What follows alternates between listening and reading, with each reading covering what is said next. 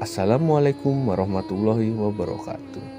Hai sahabat muslim, isu perdukunan kembali menjadi perbincangan setelah adanya perselisihan antara Gus Syamsuddin dengan pesulap merah atau Marcel Radival, hingga akhirnya jadi perdebatan yang panjang. Namun faktanya, sebagian masyarakat di Indonesia masih mempercayai dunia perdukunan.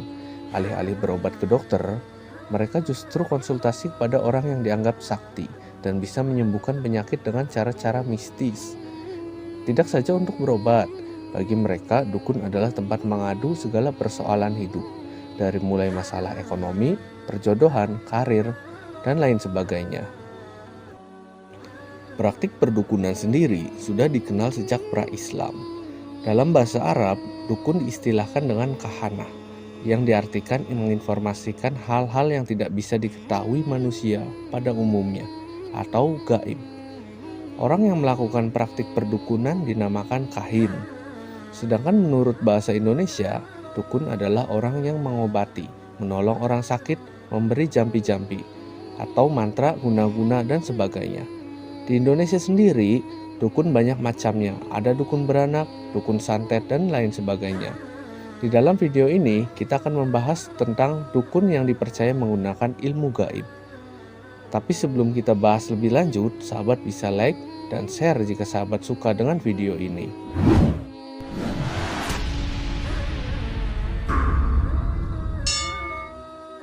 Imam An-Nawawi membedakan istilah kahin dengan araf, kendati kita sama-sama haram untuk mempercayainya.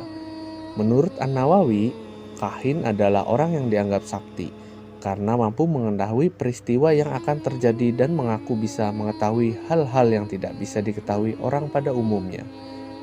Seorang dukun biasanya mengklaim bisa membantukan jin atau khodam untuk melancarkan aksinya.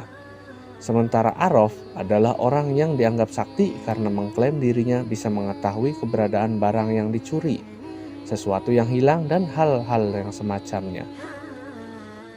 Kategori kahin atau sihir sendiri dibagi menjadi 3. Pertama, orang yang mengaku sakti karena memiliki pembantu atau khodam berupa jin yang bertugas mencuri dengar perbincangan malaikat tentang perkara gaib semisal suratan takdir manusia.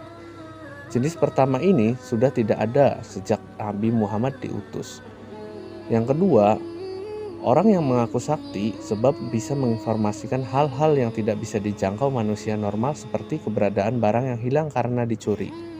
Model yang kedua ini bisa benar dan juga berbohong, tapi kita dilarang untuk mempercayainya. Dukun seperti ini masih banyak ditemukan. Ketiga, ahli nujum.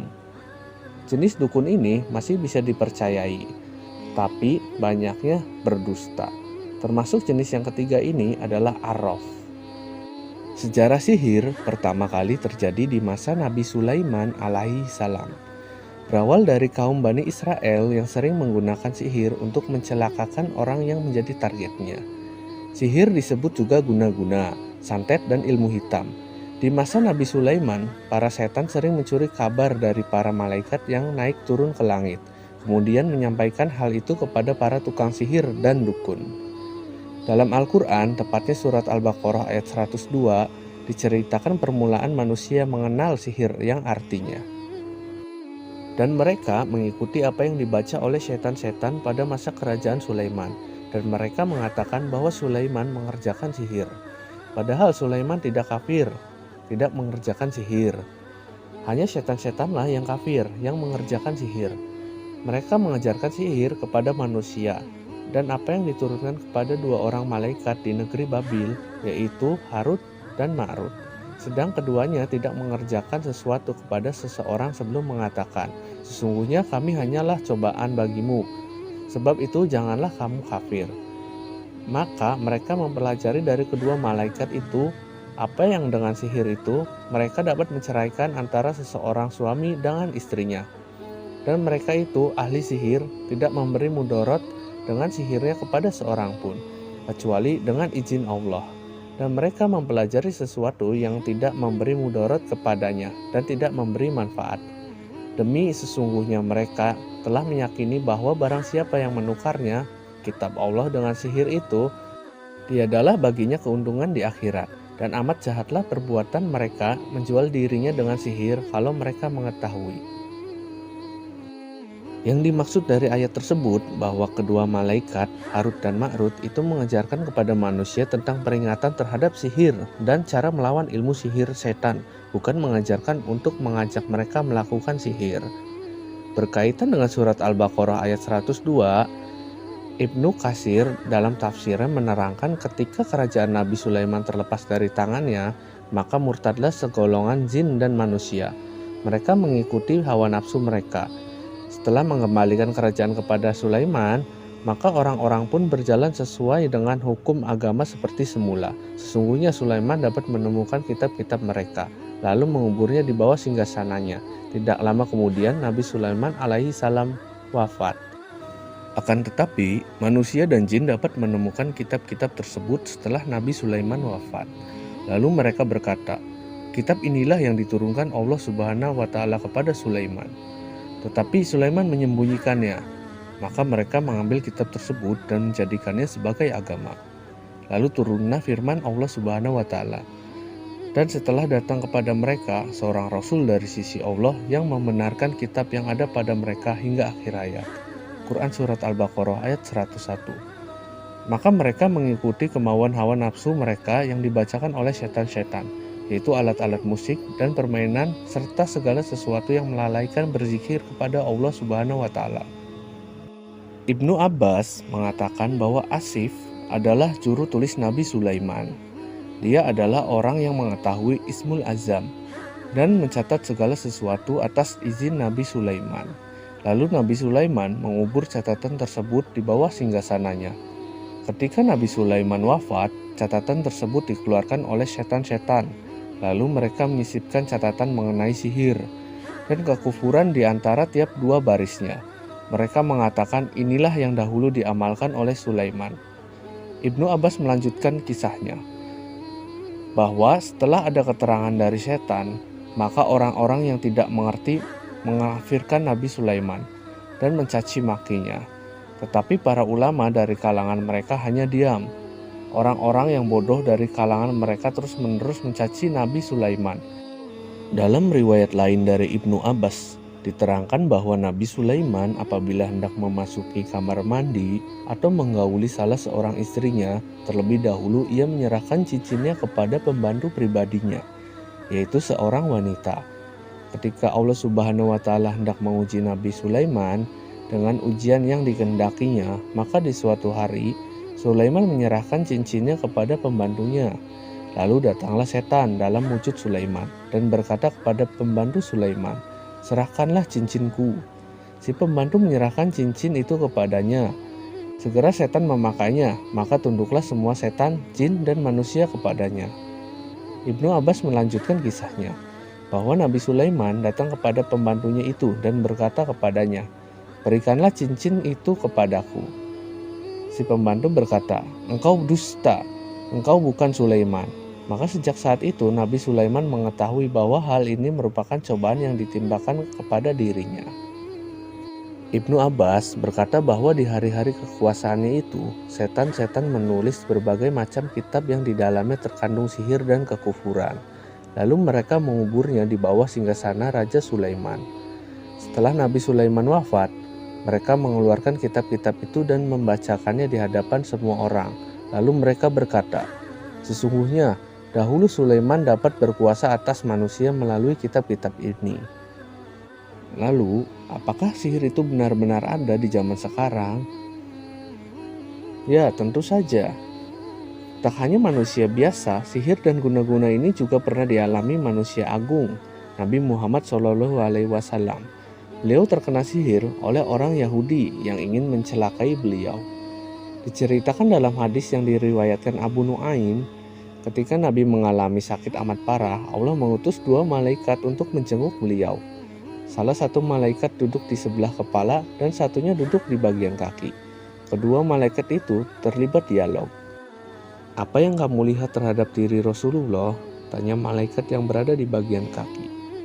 Beliau kena sihir, jawab malaikat yang di bagian kepala. Siapa gerangan yang menyihirnya? Jawab malaikat, Labid bin al-Asyam, seorang Yahudi Sihirnya berupa icuk gulungan yang diletakkan di sumur sebelah sana pada keluarga si Anu, di bawah batu besar. Maka timbalah air sumur dan angkatlah batu besar itu, kemudian ambil dan bakarlah icuk tersebut. Rasulullah memperhatikan dialog tamunya itu. Esok harinya, beliau memerintahkan Ammar bin Yasir dan sahabat untuk mendatangi sumur yang dikatakan malaikat. Ketika sampai di sumur, terlihat airnya sangat merah seperti darah. Maka air pun ditimba dan batu besar diangkat. Gulungan icuk itu dikeluarkan kemudian dibakar. Ketika diamati, dalam gulungan icuk terdapat 11 buhul pada seutas tali. Maka terbuktilah apa yang dikatakan malaikat yang berpura-pura menjadi tamu dan menjenguk Rasulullah itu. Malaikat menjelma sebagai manusia, dua insan yang bersaudara. Maka turunlah surat perlindungan Al-Falaq dan An-Nas. Sehubungan dengan sakitnya Rasulullah, beliau diperintahkan Allah Subhanahu wa Ta'ala membaca kedua surat tersebut. Setiap satu ayat dibaca, maka lepaslah buhul tali pada gulungan icuk yang digunakan untuk menyihir beliau. Maka begitu beliau selesai membaca, badan pun sehat seperti sedia kala. Lalu bagaimana hukum mempelajari sihir? Mayoritas ulama berpendapat bahwa belajar atau mengajarkan sihir hukumnya haram. Alasannya karena Al-Quran telah mengecamnya dan menjelaskan bahwa sihir adalah kafir. Seandainya saja mempelajari dan menggunakan sihir bukan perbuatan kafir, tentulah peringatan dalam ayat di atas lengkap ungkapan fitnah tidak akan disebut. Lalu bagaimana bisa ada sihir yang dikatakan boleh? Selain itu, Rasulullah SAW telah bersabda bahwa sihir termasuk dalam kelompok dosa besar yang keji. Yang artinya, jauhilah 7 perkara yang merusak atau dosa besar. Para sahabat bertanya, apa saja ketujuh perkara itu wahai Rasulullah? Maka Rasulullah SAW bersabda, syirik kepada Allah Subhanahu wa Ta'ala, sihir, membunuh seseorang yang diharamkan oleh Allah Subhanahu wa Ta'ala kecuali dengan jalan yang benar, memakan harta riba, memakan harta anak yatim, lari dari medan perang dan menuduh zina terhadap perempuan-perempuan mukmin. Hadis riwayat Al-Bukhari dan Muslim. Kemudian Allah memperingatkan dengan keras tentang dosa syirik sebagai dosa yang tidak terampuni. Allah berfirman, sesungguhnya Allah tidak mengampuni dosa syirik dan mengampuni dosa lainnya bagi siapa saja yang ia kehendaki. Barang siapa yang berbuat syirik, maka ia telah berbuat dosa besar. Quran Surat An-Nisa ayat 48. Lalu, bagaimana cara menangkal sihir? Rasulullah SAW pernah bersabda, barang siapa mengonsumsi 7 butir kurma ajwa pada pagi hari, maka hari itu ia tidak akan terkena racun maupun sihir. Hadis riwayat Al-Bukhari dan Muslim. Bagaimana jika orang yang sudah terkena sihir atau guna-guna? Itu bisa disembuhkan dengan cara ruqyah, yakni membacakan ayat-ayat Al-Quran dan doa. Rasulullah SAW pernah bersabda dari Ummu Salamah radhiyallahu anha bahwa Nabi SAW melihat budak wanita di rumahnya. Ketika beliau melihat bekas hitam pada wajah budak wanita itu, beliau bersabda, ruqyahlah dia, karena padanya terdapat nadroh atau sisa sakit yang disebabkan karena sorotan mata jahat. Hadis riwayat Bukhari. Pada pembahasan video ini sudah sangat jelas bahwa sihir itu ada dan kita wajib mengimani adanya yang gaib. Namun kita tidak boleh percaya pada dukun karena sesungguhnya hanya Allah lah yang mengetahui perkara gaib. Sebagaimana firman Allah Subhanahu wa Ta'ala pada surat An-Naml ayat 65 yang artinya, tidak ada sesuatu pun di langit dan di bumi yang mengetahui perkara yang gaib, kecuali Allah. Dan mereka tidak mengetahui kapan mereka akan dibangkitkan. Wallahu a'lam bishawab. Terima kasih telah menonton video ini, dan jangan lupa bersyukur untuk hari ini. Wassalamualaikum warahmatullahi wabarakatuh.